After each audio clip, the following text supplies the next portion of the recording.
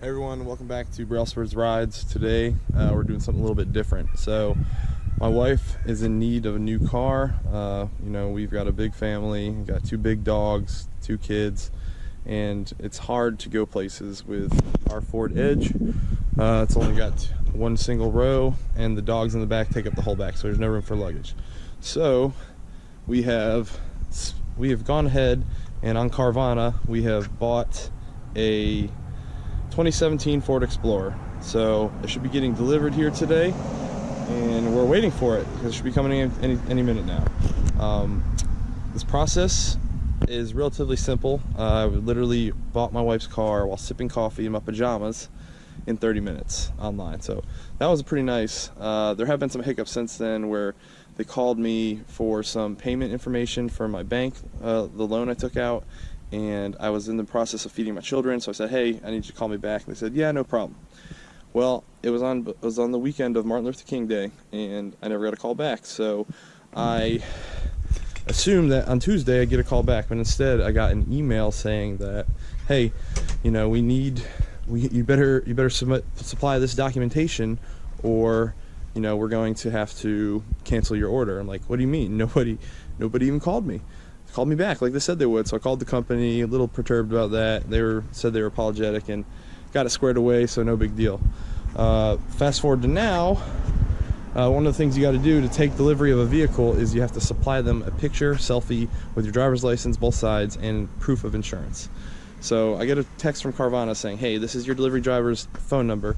Please text them this information. So I sent the text to this person, and I was told I was going to be texting a Daniel. Well, Alyssa replied, thanks, got it. Can't wait to see you. Congrats on the new car. I'm like, wait a minute. I'm supposed to be talking to a Daniel. I said, does this matter, or am I going to get my car? And she's like, oh, I just looked at task order. You do have Daniel. So they sent me the phone number for the wrong delivery driver, and she told me she forwarded it to the correct person. So I'm about to call this person to verify they're on their way and will be here on time. But right now, I'm not super optimistic. But other than these small little hiccups, it's been a pretty painless process, and I'm hoping the car gets here and is in good shape as I expect it to be. Okay guys, I'll come back when the car's here.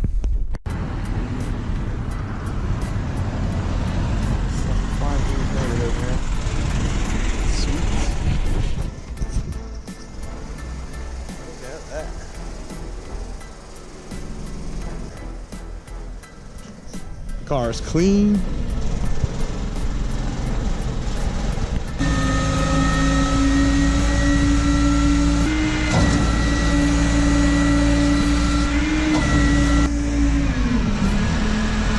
She doesn't like being on camera. She's looking at her new car.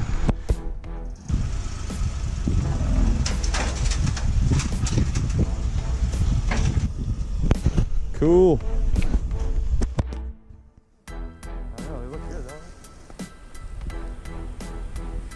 Oh yeah, you gotta do your thing, right? Yeah, I'm gonna spray real quick. Alrighty.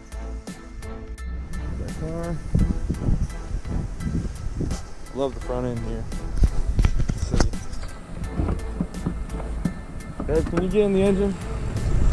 Can you get in the seat? Can you rev it for me? A mighty 3.5 NA. Pretty sure it's the same motor as what's in our other car. Alright,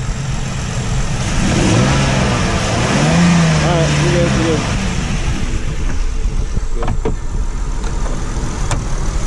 I had her do that because we looked at an Acadia that was ticking. Had a bad PVC valve, I'm pretty sure. Want to see the back row? Want to see the back row, babe?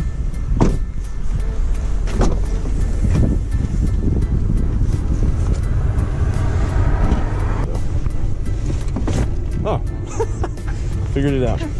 Crackers. Oh God. It's a hot. Pull it up. Oh, that's not. No, pull it up. Trying. Pull up on latch. Oh, that's not ideal. They had kids.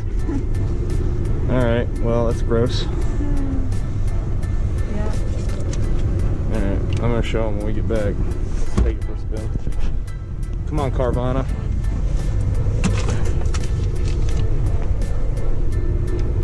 Gross. Alright, so we're driving the new Explorer. It's real nice in the inside. Some leftover kid residue in the back. We're gonna talk to the driver about.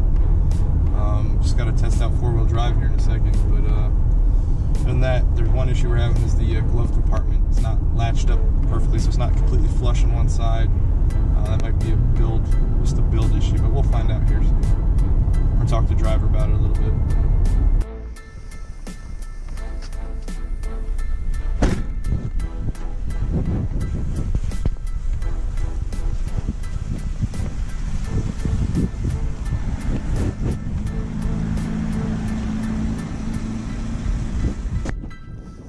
Some filthy stuff, and the glove box was out of alignment, and right now we're seeing if we can send it away to get fixed and still have our 7-day warranty.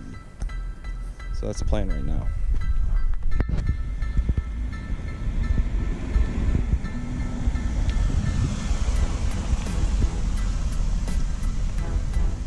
Alright, so we took possession of the new car. There's the missus. She doesn't like being on camera, so we're gonna do it real quick. Alright, and then we're back. So we took possession of the car. There's a few things that we want to get looked at, so they're putting in a job order for it to be looked at looked at within the 7 days in case we don't want it. I'm gonna see if I can get a friend of mine to take a peek at it real quick. But there's some minor things, like whoever cleaned the interior obviously did a rush job. I'm sure they're cleaning 100 of these things, trying to get them in and out because they're flying off the dealer. But there's a little goldfish in the back. There was a kid sitting back there. There was gum in the cup holder, so that was kind of gross. But the cool thing is they're going to make it right, and they said that they can either find us a detailer or I can find a detailer and they'll pay for it. So that's cool. I do like that. The other thing is this is the dash trim. It's not quite flush. Actually, I fixed it. How'd you do that? Wait a minute. I just shoved it in there. Okay, well, that's how it's supposed to be. And it's in there. Well, maybe they'll figure something else out, though. Or maybe they'll be like, oh, there's no problem. So anyways, okay, I fixed one of the problems. And then the other thing is the brakes were squeaking. And so I don't know, the rotors had a good amount of corrosion on them.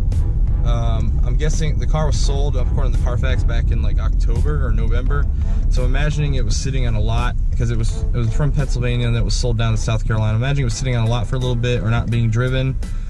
So the rotors might have a little bit of, I don't know, excess metal in the way. So it might just need to burn it off. So we took it, we're gonna drive it for 7 days. If it doesn't look like the car can get fixed in 7 days, we might send it back. We're not sure yet. But we're gonna drive it around. Worst case scenario, we just say no, and we can continue looking at Carvana, and we could swap out the vehicle we bought. But we like it. It's a really nice car, and the guy took all the notes. They're gonna do what they can. They're gonna make it right, or we just get rid of it. And only thing I'll lose is my shipping money. But no big deal. It's a nice car though. We like it.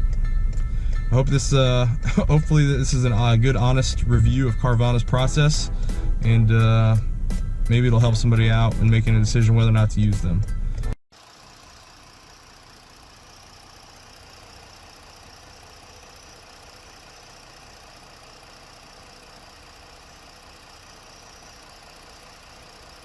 A squeaky noise.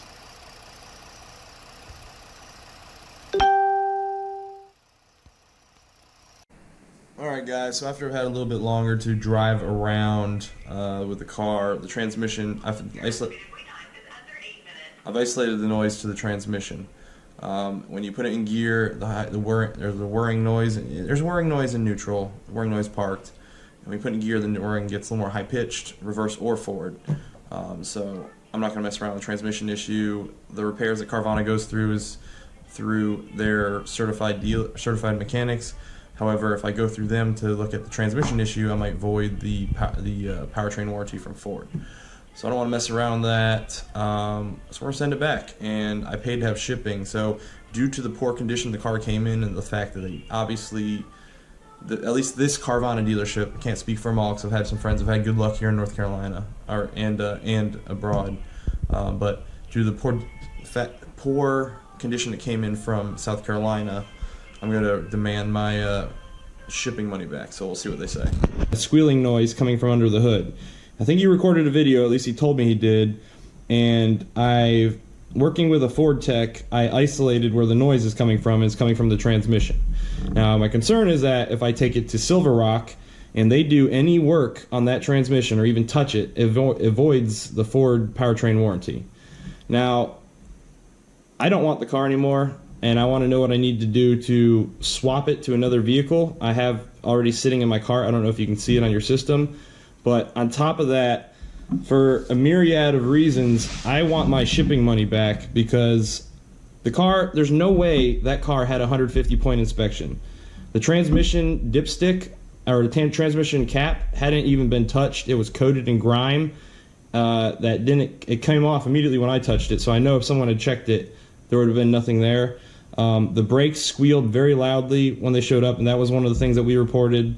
And the tranny, it's definitely the tranny whining, because when you change gear, you can hear it at idle or in park, and when you put it in gear, it gets louder. So somebody who had checked that would have and should have heard that. The other thing that we reported that was also in the report was that it was filthy. I mean, there was goldfish in there was gunk caked in there, and green gunk in between the seats in the back seat, and then there was chewed gum in one of the cup holders. It was gross. And then the trim on the inside was damaged or something because the dash panel didn't even line up.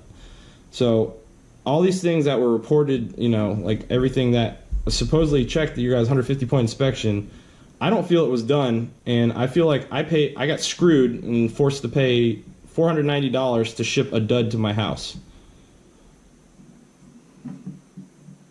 No, I do apologize for that. You're right. I don't think that's right. If it has all that stuff wrong with it, I'm not a mechanic, and you were there to see that. And if you can hear it and you can see all the stuff inside the vehicle, I do apologize, and I would do the same thing that you do. I either return it or I would swap it out. So if you want to swap it out, we can get that process done.